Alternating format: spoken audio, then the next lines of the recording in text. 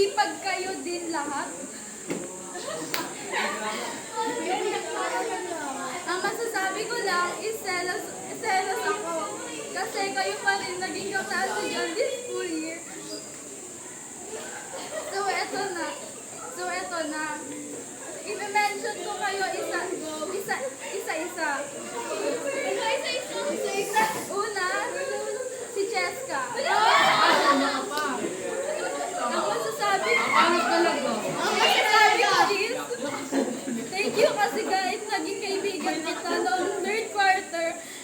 Pero at least binigyan kita ng regalo, yung Hello Kitty Lego noong birthday mo. Para ma-remember mo yung nabuo natin as a friendship. Iro, my brother. First of all, I didn't expect that na magiging kaibigan kita since first quarter. Kasi lagi ko kasing tumitingin sa akin.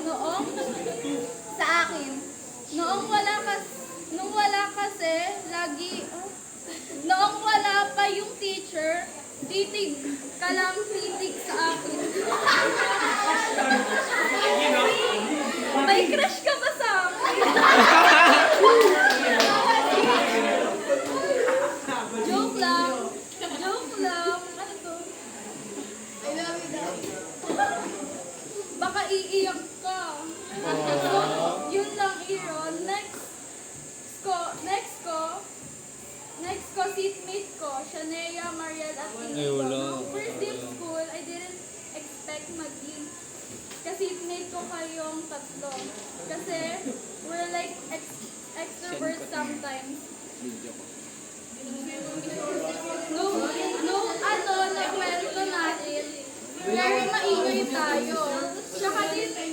Tsaka din sa mga ka-close ko dyan, Maika, Jana, Mimi, Aaron, Jansen, Arken, Chloe, Zareen, Jason, Jo-Marie, Carl-Louis, John Mark, Cristel, Reese, Rancia, Bella,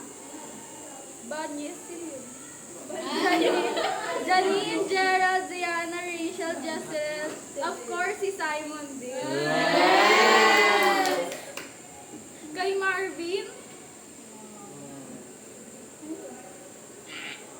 Kay Marvin, alagaan mo yung bracelet din. Yung binigay ko sa'yo noon nandyan ako before ako umalis.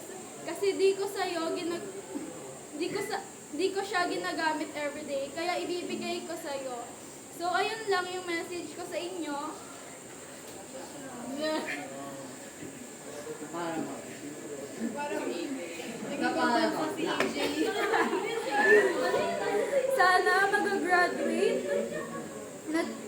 Sana mag-graduate na din tayo.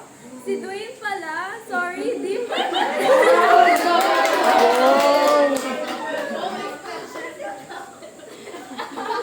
Sorry, di pala kita na-mention.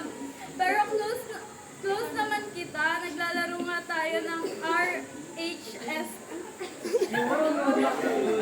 So, ayun lang guys. Kita-kits lang tayo at good luck din sa journey ninyo. Mahal ko, ayun na.